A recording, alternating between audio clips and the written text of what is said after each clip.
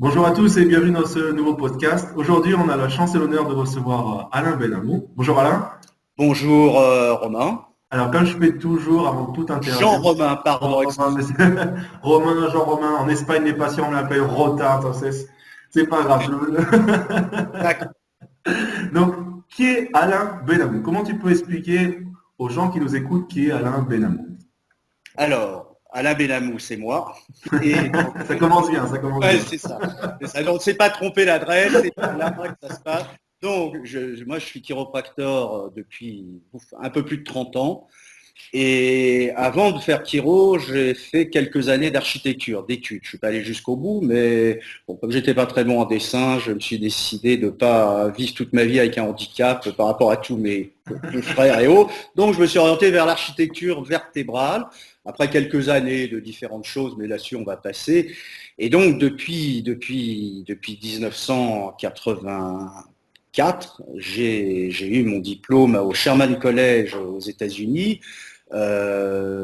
Pour la petite parenthèse, le Sherman College était considéré comme un collège straight chiropractic, ce qui veut dire pourquoi straight, c'est pas que les autres étaient tordus, mais c'est qu'ils revenaient à des positions un peu plus chiropractiques, puisque quand je suis arrivé dans ces années-là, même aux États-Unis, il y avait une tendance pour certaines écoles à glisser vers un terrain plus médicalisé. Donc l'idée, c'était de recentrer sur la philosophie chiro, c'est ça qui m'a attiré, parce que certainement pas Spartanburg en Caroline du Sud qui aurait pu m'attirer, c'était le trou du monde, voilà. Voilà. Alors une fois rentré, j'ai eu un cabinet à Paris, enfin un cabinet, j'ai démarré une clientèle de zéro à Paris. En quelle année tu as commencé à Paris, toi? À Paris en 84, tout de suite, donc tu rames un peu à Paris. Et en plus, en pleine illégalité. Voilà, absolument, c'est exactement. Jusqu'en 2002, donc pendant 20 ans, on risquait la correctionnelle et donc il fallait vivre avec ça, donc il fallait faire attention à tout ce qu'on faisait, il fallait être particulièrement précautionneux.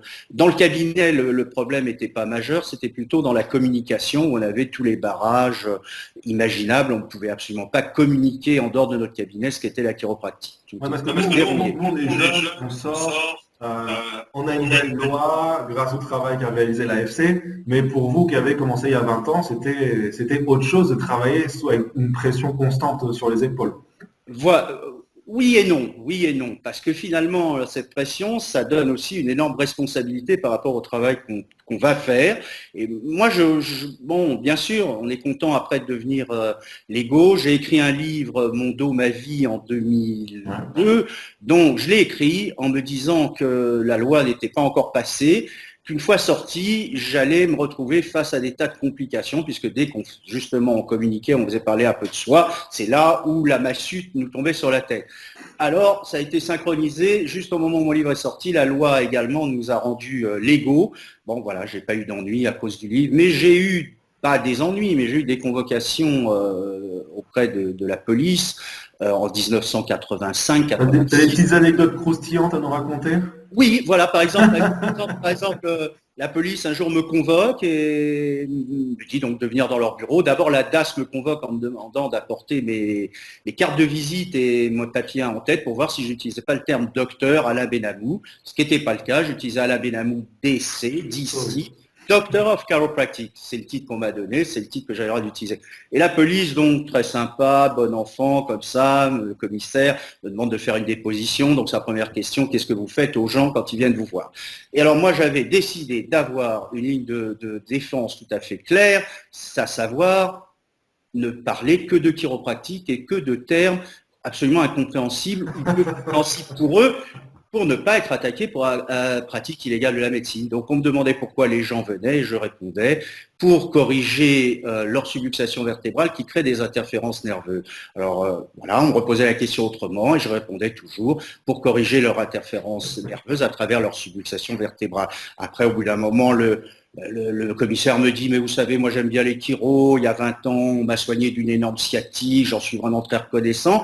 Je ne savais pas si c'était un piège ou si c'était sincère. Alors j'ai dit, ce que vous voulez dire alors, Je reprenais la formule comme ça en disant, écoutez, j'ai parfois certains patients qui viennent avec une douleur dans la jambe ou dans le bras, je n'utilisais même pas le terme membre inférieur ou membre supérieur, et qui, en leur corrigeant leur interférence nerveuse à travers la subluxation vertébrale, faisaient qu'ils pouvaient arriver à ressentir un peu moins de gêne ou de douleur dans leurs jambes ou dans leurs bras. Voilà. Et ça tournait en rond, et ça tournait en rond, et ça tournait en rond. Je me disais que comme ça, il n'y avait pas de prise pour m'attaquer pour pratique égale de la médecine. Contrairement à se défendre en disant non mais écoutez, je suis bien, je fais bien le diagnostic qu'il faut, je ne suis pas dangereux pour mes patients, je fais exactement ce qui est nécessaire, ce qui est le piège, parce qu'on vous dit mais comment vous savez ce qui est nécessaire, comment vous savez faire un diagnostic? Non, monsieur, vous n'êtes pas autorisé à le faire, donc la loi étant ce qu'elle est, on vous condamne pour pratique illégale de la médecine. Alors moi, après la police, on m'a demandé d'envoyer des patients, 5 patients pour témoigner. J'ai envoyé alors une amie, médecin, mais à qui vraiment j'avais aidé, enfin pour qui vraiment j'avais eu, la chiro avait été d'une grande aide par rapport à un gros problème qu'elle avait depuis des années, donc son témoignage était tout à fait sincère. J'ai envoyé un Canadien qui disait mais écoutez, sans des gens comme Monsieur Bellamou, comme on ferait nous au Canada, ça fait des années que. J'ai envoyé quelqu'un de médiatiquement connu. J'imagine la scène là, de tous les 5 témoins qui arrivent, tous différents complètement. Et le pauvre policier qui ne sait plus où se mettre, quoi. C'est ça. Quelqu'un de médiatiquement très connu et la femme d'un flic. Donc, là, il faut se comprendre. Tu avais choisi les bons. C'était une chance, parce qu'il y a eu des années où on ne choisissait pas. Ils venaient, ils nous arrêtaient, ils mettaient les menottes et on. Voilà. Bon, voilà, j'ai conclu sur cette. Enfin, je vais conclure sur cette façon de se défendre qui est très philosophique en fait.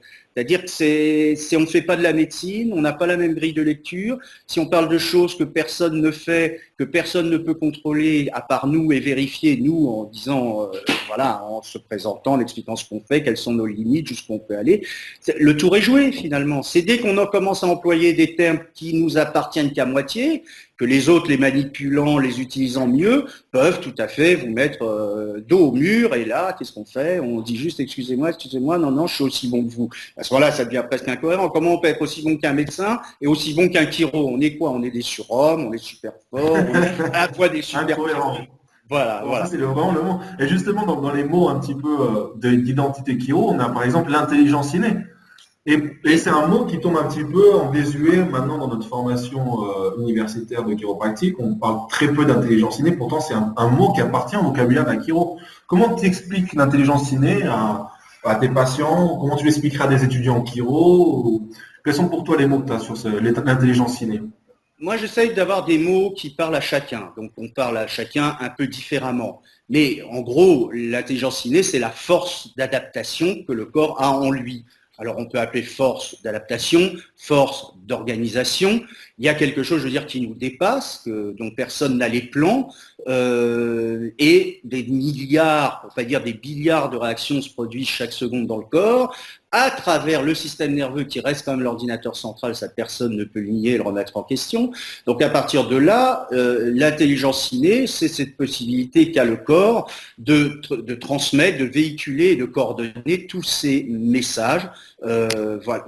Quand par exemple clair, quand tu saignes, bien, le corps va faire un certain nombre de produire un certain nombre de réactions pour qu'il y ait, comment dire. Je leur donne des exemples simples, voilà. Par exemple, voilà, des exemples simples. Quand tu fais du sport, ton cœur s'accélère, tu n'y penses pas, c'est comme ça. Bon, tu transpires, c'est pour réguler ta température dans le corps. T'éternues, c'est pour te libérer de quelque chose qui t'encombre. La toux, c'est la même chose. Donc tout ça, finalement, ce ne sont pas des symptômes, mais une façon dont le corps s'exprime pour faire fonctionner justement cette force d'organisation, cette intelligence innée du corps. Et finalement, l'ajustement, c'est un peu de réparer les courts-circuits, pour parler simplement. Moi, parfois, je dis simplement que je suis comme un électricien. Je vois 2 fils qui ne sont pas en face ou en face.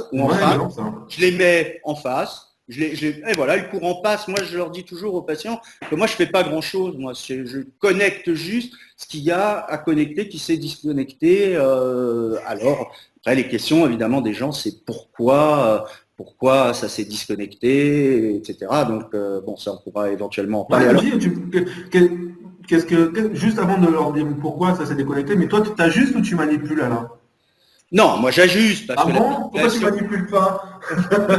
Alors, parce que ça, c'est vraiment un terme qui est très, très, très médical. Enfin, on la connaît, la définition, même les étudiants, même ceux de l'IFEC, qui savent qu'une manipulation, c'est emmener l'articulation au-delà de sa limite physiologique. Nous, on reste dans un range of motion qui est beaucoup plus limité. Finalement, le geste chiropractique, c'est l'impulsion.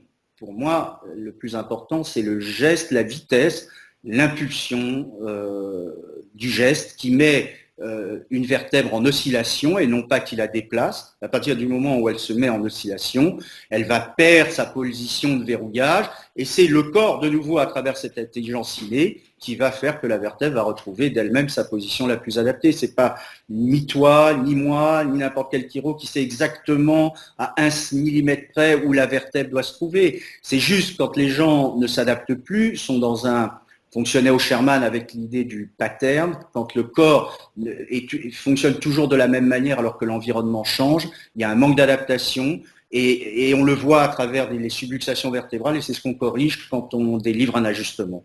Super. Moi, j'adore vraiment le terme de vertèbre en oscillation et le corps qui réaligne de lui-même. C'est beaucoup plus beau que ce soit nous qui réalignons cette vertèbre et qui faisons un crack et qui remettons la vertèbre en place. Tout à fait, tout à fait. Et bon, c'est vrai que je suis un praticien HIO depuis tout le temps. C'est-à-dire que je suis formé au Sherman, beaucoup, on a une bonne formation en HIO. J'ai été enseignant à l'IFEC aussi pendant plusieurs années, notamment, enfin même à l'IFC, à la création de l'IFC, j'ai été un des initiateurs du cours HIO. Tiens, parlons d'HIO un petit peu justement, parce que c'est une technique qui, je crois, qui est presque plus enseignée à l'IFEC, je crois, ou très très peu si elle est enseignée. Qu'est-ce que tu pourrais dire aux jeunes étudiants qui ne connaissent pas HIO? Comment tu pourrais expliquer la philosophie HIO? Alors, je trouve déjà, juste comme commentaire, que c'est très dommage que ce soit plus enseigné. C'est vrai qu'au temps où l'école a démarré, les étudiants avaient droit, à travers moi, à 2 heures par semaine, 2 heures. pendant 2 ans. Pendant 2 ans. 2 ans. Pas pendant un trimestre. Pas pendant 3 mois. Et c'était pas trop. C'était pas trop pour maîtriser le geste. Le geste est compliqué, le geste est difficile, mais le geste est magnifique. Donc, et je trouve ça particulièrement intéressant de se dire qu'on va travailler un geste encore à la sortie de l'école pendant 10-15 ans pour vraiment être très performant. C'est comme de travailler un instrument de musique. Et moi, je trouve ça très gratifiant. C'est-à-dire de se dire que n'importe qui, là, du jour au lendemain, ne peut pas te piquer ton geste. Non, il a besoin de plusieurs années de travail. C'est un travail assez ardu, le togol. Je parle du togol. La philosophie de Chaillot, j'y reviendrai juste après, mais ce geste du togol, c'est tellement dommage qu'il soit pensé. Parce que même ce geste du togol qui fait travailler les pectoraux et les triceps, quand tu déclenches ton togol, tu peux utiliser ces mêmes mécanismes, ces mêmes impulsions avec les mêmes muscles pour faire un break, pour utiliser la technique Thompson. N'importe quel geste chiropratique doit être le plus rapide possible, avec le moins de masse possible. La fameuse formule E égale mv2, si on augmente la vitesse, un tout petit peu, c'est au carré que l'énergie va être augmentée. Enfin, c'est une formule simple à comprendre. Donc vraiment, j'insiste, c'est le plus grand conseil que je peux donner à tout étudiant, et même à tout chiro, c'est de travailler sur sa vitesse. Alors, sur la philosophie... Oui, parce qu'il n'y a pas qu'une dimension mécanique dans les chariots, il y a une dimension philosophique, spirituelle, on va dire. Hein. Oui, alors, bon, là, c'est un petit peu plus... Comment dire, moi, je trouve que c'est moins net comme sol sur lequel on s'appuie quand on commence à parler de choses plus spirituelles. Bien sûr, de toute façon, l'être humain est spirituel. Donc, bien sûr qu'il y a une dimension spirituelle dans tout geste que tu fais. Mais comme je comparais notre geste un peu au geste du musicien. Le musicien aussi, il a un geste purement physique, mécanique, quand le pianiste appuie sur les touches ou le guitariste sur les barres de sa guitare, de son manche. Mais c'est physique ce qu'il fait, mais il y a une dimension spirituelle. Donc si c'est à ça que tu fais référence, je suis entièrement d'accord. Mais pour l'instant, j'explique que le geste qui me semble le plus important après la spiritualité, c'est le développement que chacun fait de sa propre personne, au-delà même de la chiropratique. Si tu veux. Voilà, je pense que là on va même sur un autre terrain.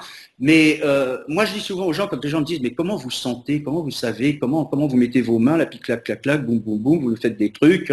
Je dis, écoutez, c'est comme quand moi je me retrouve devant un pianiste, je me dis, il a des touches noires, des touches blanches. Moi, j'essaie de me mettre derrière le piano, de faire pareil que lui, touche blanche, touche noire. Ben non, ça fait une cacophonie et lui arrive à faire une mélodie. C'est un peu pareil, nos gestes, nos séquences de gestes, c'est-à-dire en chiro, c'est important aussi de ne pas ajuster, alors je prends un exemple totalement au hasard, C2 avant C1, une autre fois ça va être C5 avant C2. Il y a toute une séquence, ça ne veut pas dire que C1 ou C2 ne doit jamais être ajusté, mais il y a vraiment une question d'ordre qui va faire une grande différence dans le résultat. Et d'ailleurs, je présente...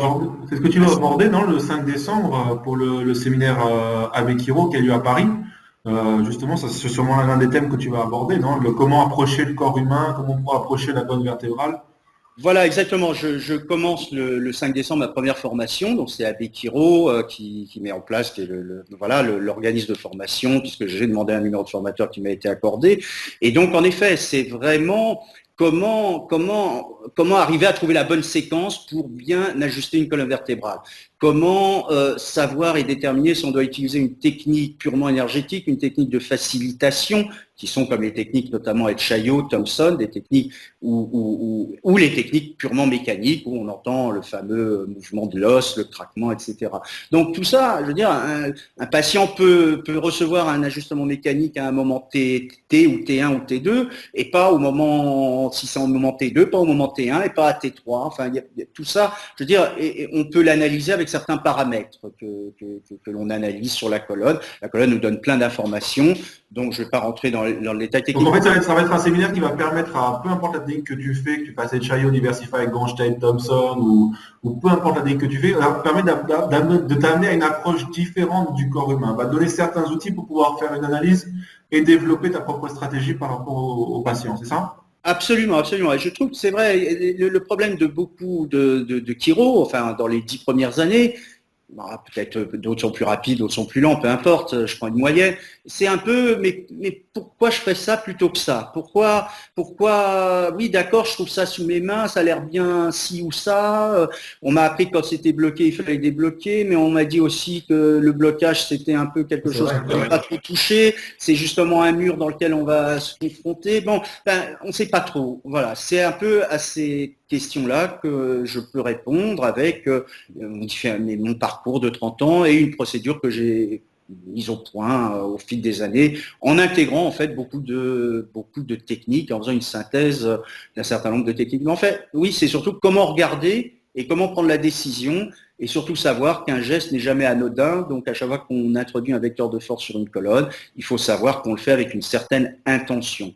Voilà. Pour revenir juste, si je peux, j'ai pas répondu à la question de la philosophie et de Chaillot, parce que moi j'ai eu une formation en clinique du Sherman très particulière. C'est-à-dire en clinique du Sherman, pendant les 3 premiers ajustements, il était interdit d'ajuster autre chose que C1 ou C2. Et une fois, pas 2 ajustements, une fois. Alors quand on est étudiant et qu'on pense qu'on sait beaucoup plus que ce qu'on sait vraiment, on se dit non de peu. Mais celui qui vient courber en deux, qui a mal dans la jambe là derrière, son nerf sciatique, etc. Enfin, on le sait tous qu'anatomiquement c'est L5 ou S1 ou L4. Allez, on a envie d'aller toucher la zone. Ouais. C'est pas que ça se passe, c'est pas en haut.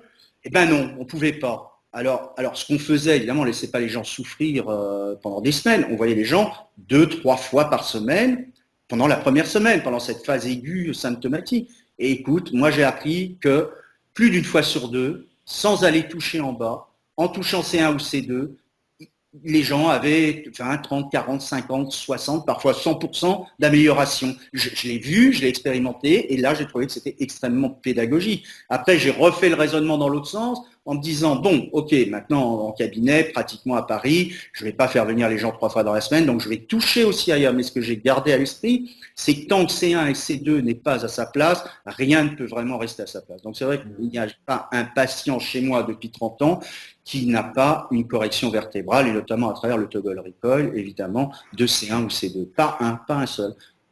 Donc tu sais, pour nous, le plus important en tant que chiro, je pense, c'est le moment où on arrive face au patient et qu'on va toucher sa colonne vertébrale. D'accord?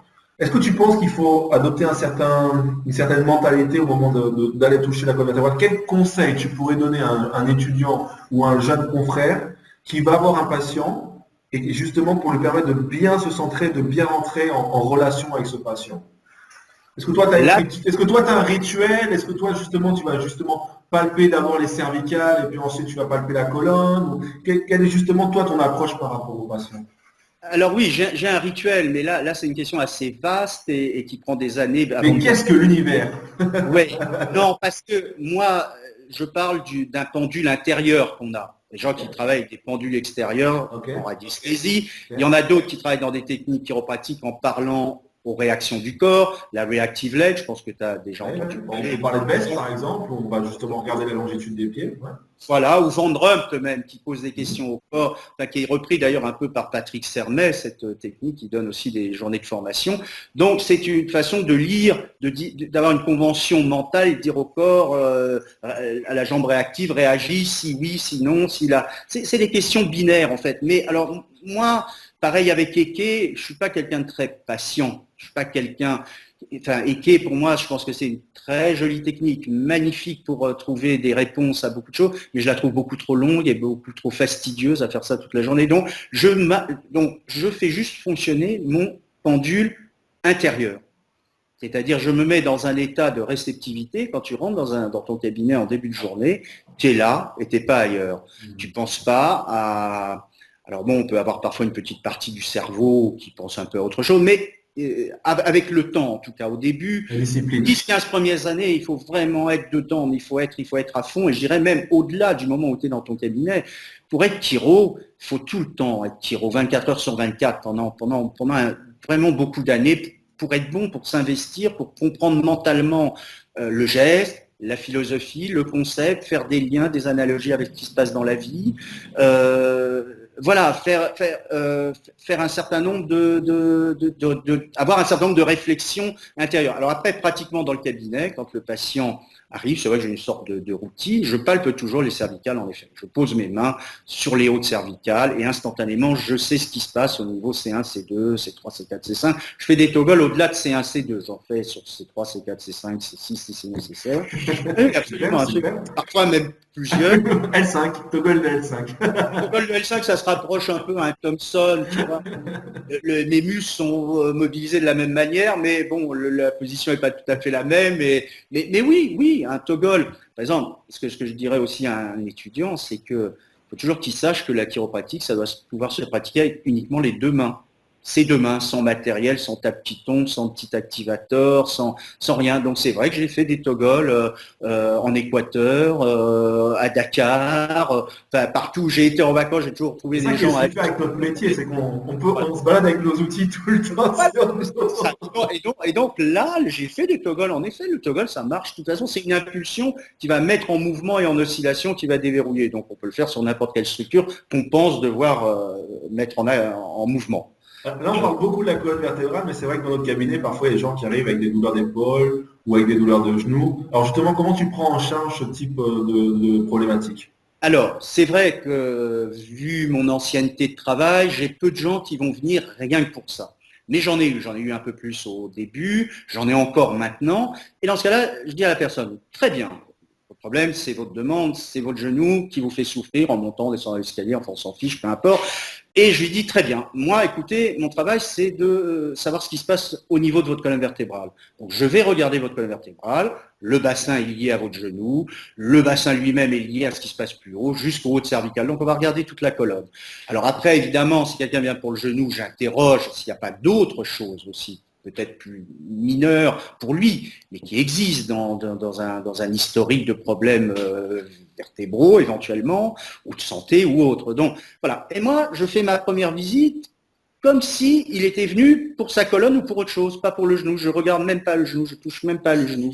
Et je dis, écoutez, une fois sur deux, c'est ce que j'ai trouvé le mieux à dire, hein, ça n'engage pas beaucoup. Une fois sur deux. Parce que non, quelque part, c'est un peu la règle. Comme le loto, 100% des gagnants ont tenté leur chance. Ouais, voilà. Et donc une fois sur deux, sans toucher à votre genou, en touchant votre bassin, ça va suffire pour régler le problème de genou. C'est vrai qu'un certain nombre de fois, ça fonctionne. Alors les autres fois où ça ne fonctionne pas, qu'est-ce que je vais faire? Je prends mon activateur et je vais décoopter un peu tibia, péroné, rotule, bon voilà. c'est tout. C'est-à-dire que dès le début, quand je prends en charge ce problème-là, je dis au patient, de toute façon, je ne suis pas un spécialiste du genou. Si avec l'outil chiropratique, c'est-à-dire à travers la colonne vertébrale, éventuellement quelques impulsions sur votre genou, qui reste quand même un peu dans le domaine chiropratique pour moi, mais je suis quand même assez puriste. Pour moi, ça reste quand même sur la colonne. Et toutes les articulations, on sort un peu déjà, mais bon, pourquoi pas. Et pourquoi je dis qu'on sort un peu, c'est parce que d'autres gens le font aussi. À partir du moment où d'autres gens font quelque chose, pourquoi aller dupliquer le service alors que sur la colonne et corriger, bon, les ostéos le font aussi, mais pas tous très bien. Enfin bref, on n'est pas si nombreux que ça à le faire, alors que sinon on se retrouve avec tous les kinés et autres. Donc je leur dis de toute façon, moi je ne prendrai pas en charge votre genou au sens que je ne vous demanderai pas d'aller faire un IRM, je ne vous demanderai pas d'aller faire des tas d'examens pour comprendre exactement ce qui se passe au niveau de votre genou si ça ne fonctionne pas avec l'outil chiropratique. À ce moment-là, c'est à vous de vous orienter évidemment vers le créneau médical, et là vous avez sûrement un médecin généraliste qui vous orientera, parce que même moi je ne veux pas prendre la responsabilité de l'envoyer ni chez un neurologue ou un rhumatologue ou un acupuncteur ou je ne sais quoi. Moi j'utilise mon outil chiropratique, je suis très clair, personne n'est déçu, les gens ne m'en veulent pas si j'y arrive pas. C'est clair avec le patient, tu communiques les attentes aux patients, les objectifs, etc. Voilà, c'est important de ne pas faire croire aux patients qu'on va arriver à tout faire. Alors on met des pourcentages, mais la médecine fait exactement la même chose. Le problème de souvent beaucoup d'étudiants, c'est qu'ils pensent qu'on n'est pas scientifique, qu'ils ont un peu ce complexe du médecin qui l'est beaucoup plus que c'est pas vrai. La médecine l'est pas plus que nous. La médecine est empirique, la médecine fait des essais, avec un pourcentage d'échecs malgré l'application de certaines procédures. Enfin, je veux dire, c'est pas être scientifique, ça veut dire mettre sous équation. Donc, c'est pas sous équation, ni la chiro ne le sera jamais, ni la médecine. Après, notre grille de lecture clinique, médicale ou chiropratique, n'est pas la même. Il faut rester sur notre grille. Mais de toute façon, pas avoir ce complexe de ne pas être scientifique alors que les autres le sont. Ils ne le sont pas. Ils ne le sont pas plus. Ils font aussi comme ils peuvent, avec ce qu'ils prennent comme une expérience de ce qu'ils ont fait, ce que leurs pères, leurs aînés ont fait, et c'est comme ça que ça se transmet. Et on le voit avec tous les scandales qu'il y a sur les médicaments, qu'on se rend compte 10 ans après, comme le Mediator par exemple, et maintenant les médicaments sur le cholestérol, que ça crée plus de problèmes que ça a aidé le patient. Voilà, ça sont les erreurs du soi-disant. Alors, et c'était prouvé scientifiquement. Oui, alors oui, bien sûr, entre guillemets, comme tu dis, mais surtout le problème de la médecine, c'est qu'ils ont un raisonnement inductif en opposition avec nous, qui a un raisonnement déductif. Inductif, ça veut dire qu'eux prennent des tas d'éléments, de détails, pour construire une théorie.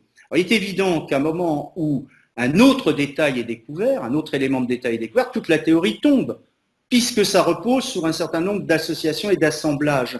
Donc, c'est normal, mais ça... C'est comme un château de cartes, quoi. Si tu enlèves une carte, un détail, tout s'écroule. Certaines personnes définissent ça comme la science, c'est-à-dire le droit d'affirmer avec le poing sur la table que c'est comme ça et pas autremment, et puis un mois après, ou allez, un an, 10 ans après, dire « Ah ben non, on s'est complètement trompé, c'était pas du tout ça ». Nous, on a un raisonnement un peu différent. On est déductif, on dit le système nerveux contrôle l'ensemble de nos cellules, c'est notre ordinateur central, nous, c'est de ça dont on s'occupe.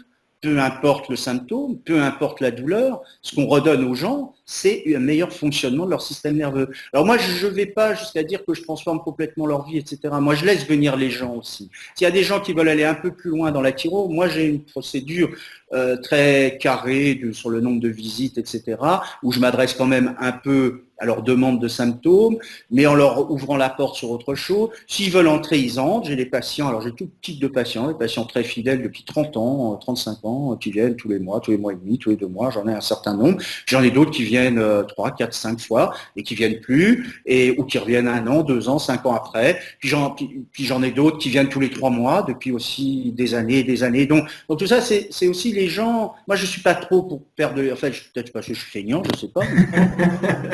Perdre énormément d'énergie à convaincre les gens. Toi, tu communiques comment justement avec tes patients? Juste en face à face, ou tu fais des petites classes, ou tu leur donnes des pliants sur certaines conditions pour réfléchir, tu leur donnes des livres à lire?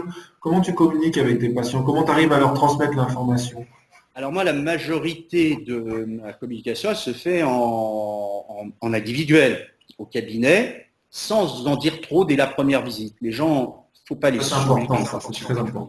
Il faut leur dire ce qu'ils ont envie d'attendre. Par exemple, la première question d'un patient, 9 fois sur 10, c'est « qu'est-ce que j'ai ?» Et là, qu'est-ce qu'il a envie d'entendre? Qu'est-ce qu'il a envie d'entendre, le patient? Il a juste envie d'entendre que vous savez ce qu'il a et qu'on sait où on va et qu'on sait ce qu'on fait. Donc là, la réponse, elle est libre. Il ne faut pas se stresser. Tu dis au patient, même un truc mécanique qui va visualiser, chacun le visualise un peu différemment. Tu peux lui dire à ce moment-là, oui, vous avez, mais de façon banale, genre c'est banal, c'est tellement classique, vous avez votre bassin qui est basculé à droite, votre cinquième lombaire en compensation qui se met à gauche, et puis tout ça, voilà. Enfin, tu fais un petit truc bien, quelques secondes.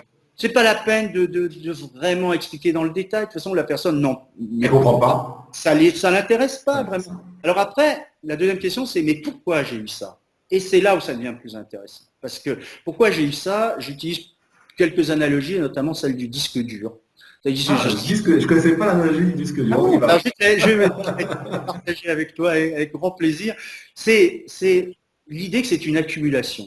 C'est-à-dire, c'est un peu comme un disque dur qui accumule un certain nombre d'informations parasites, et après j'explique pourquoi les informations parasites, et qu'à un moment, en effet, il n'arrive plus à avoir suffisamment de flexibilité, le corps, comme le disque dur n'arrive pas à avoir suffisamment d'espace libre pour pouvoir faire les tâches qu'on lui demande de faire. Donc, c'est un petit peu ça. Cette accumulation vient du fait qu'à chaque fois qu'on est soumis à un stress, et le stress n'est pas négatif en soi, le stress est quelque chose de positif, il y a des stress, la joie est un stress, mais que le corps doit quand même intégrer. Donc, il n'y a pas que les gens qui ont des mauvaises nouvelles qui peuvent être stressés, il y a ceux aussi qui ont trop de bonnes émotions, etc. Ça crée un stress. Donc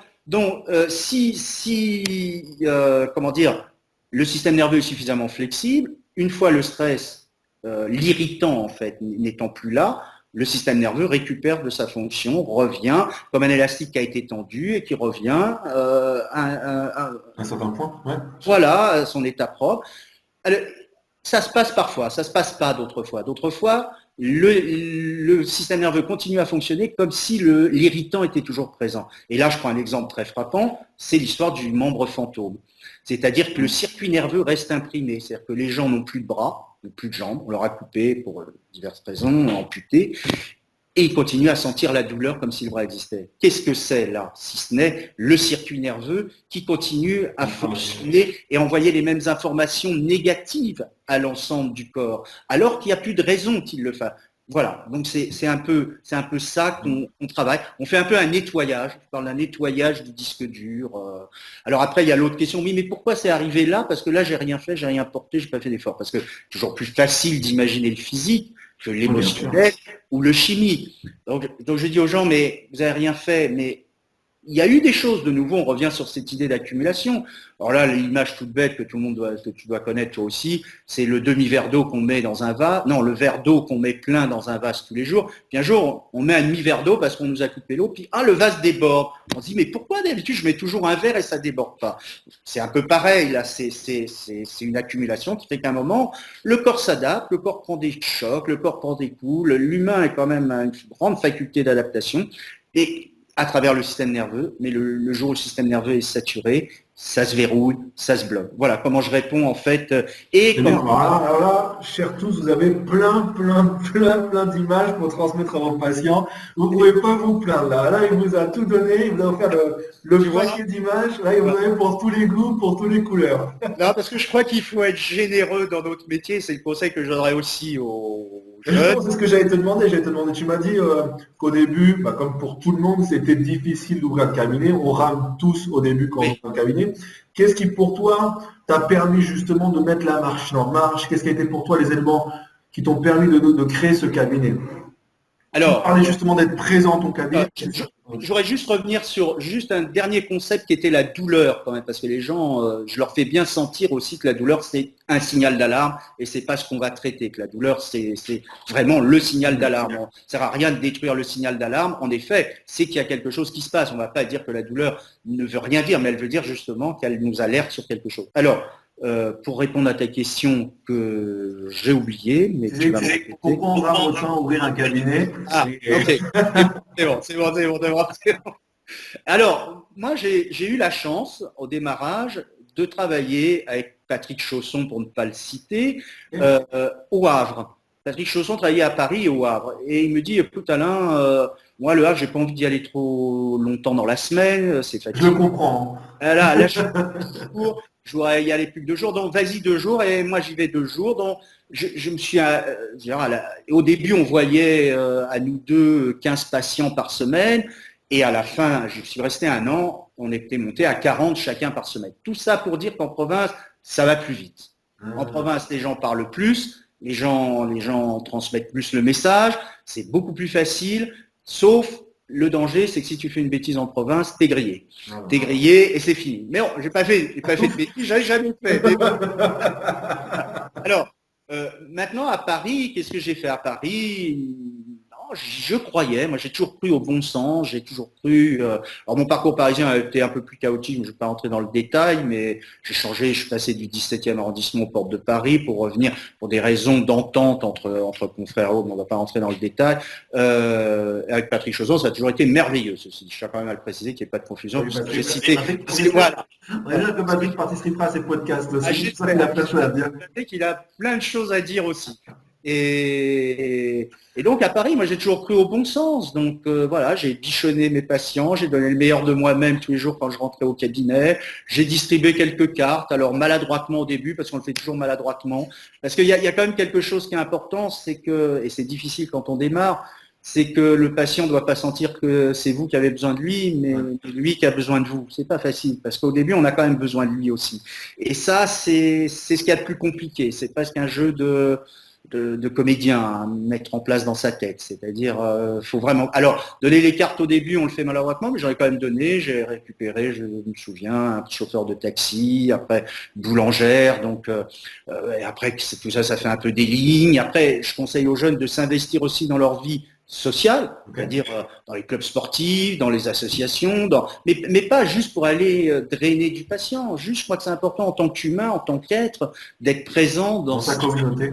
Voilà, dans sa communauté, quelle qu'elle soit, de ville, culturelle, enfin, peu importe. Mais voilà, si on ne l'est pas, enfin, pour ceux qui le sont, un peu investis, ça sera plus facile, c'est tout. Si on ne l'est pas, c'est qu'on n'a pas envie d'y être. Après tout, il faut trouver un autre chemin. Je ne dis pas qu'il faut absolument l'être. Il ne faut pas se forcer à être de toute façon. De toute façon, il faut être le plus naturel possible. Il faut être le plus soi-même. C'est ça que les gens aiment. C'est ça que les gens attendent. Alors, je ne te cache pas de toute façon que quand tu as 30 ans, tu renvoies pas la même image que quand on a 50 ou 55. C'est vrai que c'est comme ça, mais en même temps, c'est ça qui fait que quand on démarre, on se dit, dans 20 ans, je serai encore meilleur, les gens m'apprécieront encore plus. Et moi, je trouve ça toujours génial de dire qu'il y a une progression qui va aller dans le sens. J'ai toujours pensé que tout allait bien tant que ça progressait. Voilà. Donc j'ai ramé, j'ai eu des fins de mois difficiles les premières années, avant de se sentir stable et de se dire, oh là là, tout va pas s'écrouler du jour au lendemain. Ça prend quelques années, je sais pas, comme ça, à vue de nez, 10 ans, avant de se dire, ouais, j'ai quelque chose de stable, même s'il y a des petites courbes qui montent, qui descendent de temps en temps, on s'en fiche, c'est comme ça, on s'adapte. Et puis, il y a quelque chose d'étonnant, écoute, là, qui en effet, lors de l'Universal Intelligence, je pense, quelque part. Certaines personnes le comprennent, d'autres pas. Les journées se régulent un peu selon ce que tu es capable de donner. Moi, j'ai eu des moments dans ma vie plus complexes que d'autres, plus compliqués, plus préoccupants. Ces moments-là, le cabinet, naturellement, était moins chargé. Oui, c'est étonnant, sans que j'ai besoin de prévenir qui que ce soit. Et pas parce que oui, juste, même pas, ça se passait même pas dans le cabinet, ça se passait au-delà du cabinet, dans les gens qui décommandaient, qui repoussaient, moins de nouveaux qui appelaient, enfin, des choses comme ça, c'était même pas mon attitude purement dans le cabinet, c'était l'énergie universelle. Donc finalement, il faut être là. Le meilleur conseil pour démarrer, c'est qu'il faut être là et être généreux, ce que tu me dis. Et être généreux, mais il ne faut pas attendre non plus Être généreux, ça ne veut pas dire de donner des visites gratuites, ça veut dire de donner ses connaissances, du temps et d'être présent avec le patient. Donner de soi, être généreux avec son temps, avec soi. Il y a des langues d'ailleurs qui font la différence entre être généreux avec son argent, donc avec de la gratuité, et être généreux vraiment de sa personne. Et surtout pas attendre dans son cabinet que le téléphone sonne. Ça déprime, c'est pas bon. Moi, j'ai toujours organisé mes journées, même quand j'avais peu de monde, moins de 20 personnes par semaine, allez, tout au début. Eh bien, je calais ça sur des petites tranches horaires. J'allais au cinéma, au théâtre, je courais, je faisais du sport, je m'instruisais, enfin, je lisais des choses sur la... chiropratique. Enfin, voilà, tu t'animes. Il faut être animé. Il faut être animé. Il faut être animé de l'intérieur. Il faut être animé pour donner quelque chose à la personne. Une fois, j'ai donné un conseil à une chiro qui avait quand même quelques années, que je ne citerai pas, quelques années de pratique. Et j'étais dans ce cabinet pour se faire ajuster par elle. Donc, je trouve que c'est une excellente chiro. Colonne aime bien ses mains. Enfin bon, tout se passe bien. Elle se reconnaîtra. Voilà.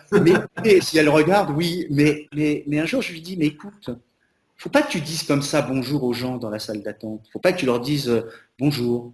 Faut leur dire bonjour. Enfin, faut qu'il y ait de l'enthousiasme, faut qu'il y ait quelque chose. Ce premier moment où le patient rentre, c'est un moment extrêmement important. Les moments les plus importants, c'est quand il rentre. Je parle au niveau de la communication, pas au niveau du travail chiropratique, hein, parce que là, il ne se passe pas grand-chose. Mais au niveau de la communication, au moment où il rentre et au moment où il sort. Ce tas des chiros qui vont passer une demi-heure, voire 3/4 d'heure, voire parfois plus avec un patient, et finalement, à la fin, comme ils ont besoin de s'en débarrasser, entre guillemets, c'est-à-dire de faire place à un autre pour donner ce qu'on a à donner à quelqu'un d'autre, et bien là, ils ne savent pas comment faire et ils vont tout d'un coup bousculer un peu le patient. Et le patient, malgré le fait qu'il ait passé une heure, dire oh là là, mais ce chiro, il m'a bousculé, il n'a pas pris assez de temps avec moi. Alors que si tu prends ce moment, alors moi j'ai réglé le problème beaucoup avec une deuxième salle. Une deuxième salle. Un jour, les chiros peuvent arriver à trouver une deuxième salle, ça t'évite d'attendre que la personne fasse son relâche ses chaussures. Comme tu peux le voir, je suis un grand bavard. Donc, comme je suis parti... Mais ça nous arrange, hein.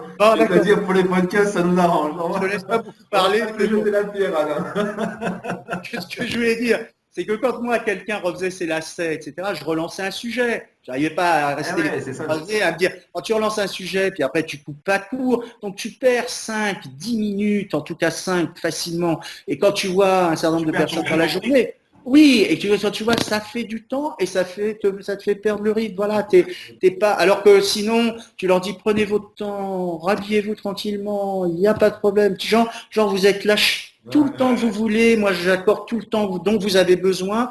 Mais toi, tu reviens et tu reviens leur dire au revoir. Je tiens toujours à ce que les gens ne me laissent pas leur paiement sur la table et s'en aillent. Je dis, je reviens, mais quand je reviens, c'est quoi? Ils ont le manteau, ils sont presque devant la porte, c'est au revoir, merci. Ce au revoir qui est important à la fin, cette façon dont on va... L'introduction et la conclusion. Oui, c'est très, très important, exactement.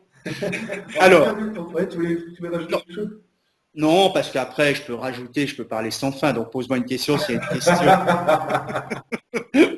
Non, je disais qu'on avait terminé cette vidéo. Moi, ce que je demande toujours aux intervenants pour terminer la vidéo, c'est quelle est ta vision du futur pour notre profession? Qu'est-ce que tu souhaites? Qu'est-ce que tu désires?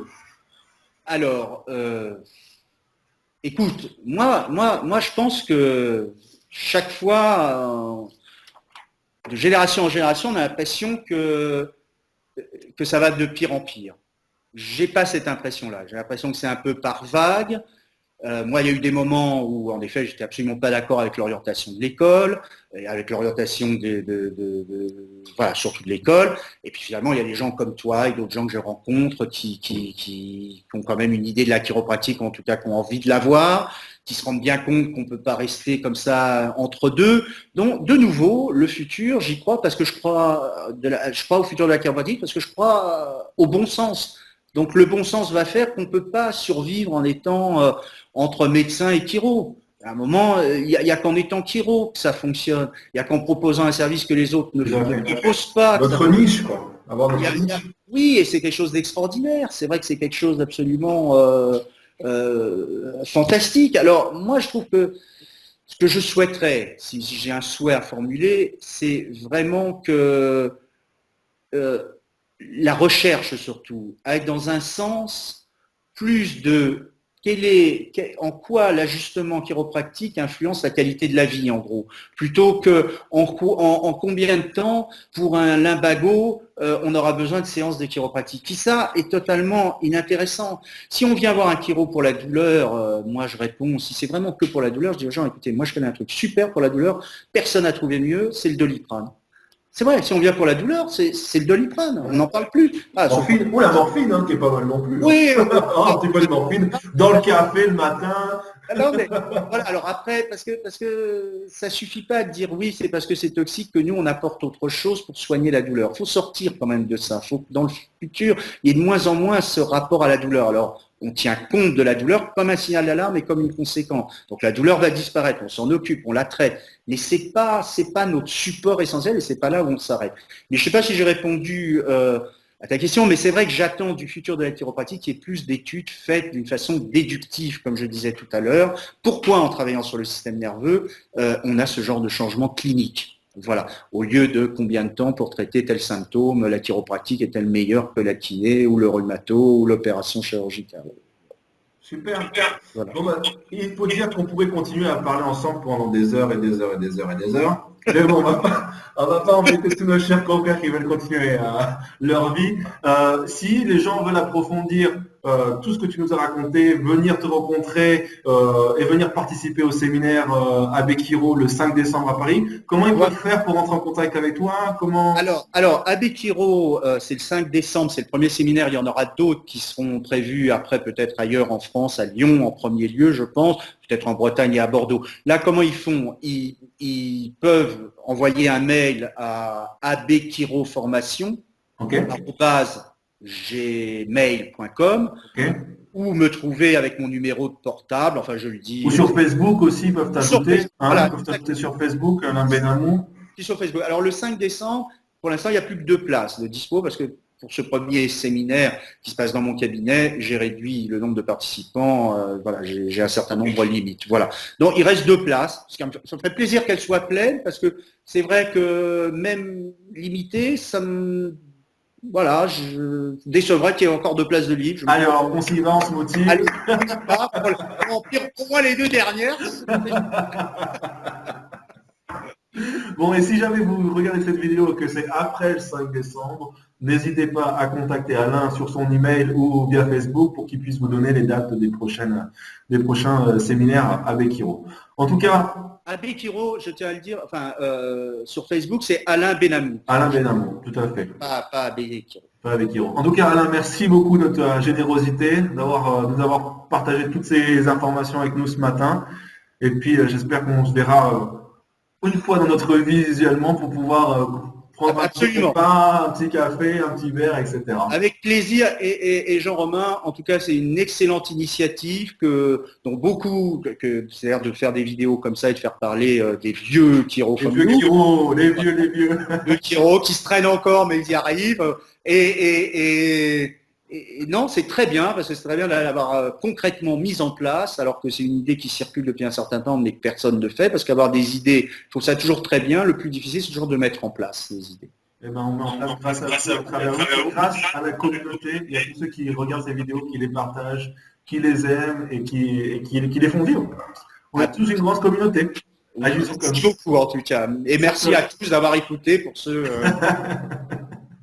À bientôt pour une prochaine vidéo. Ciao. Ciao.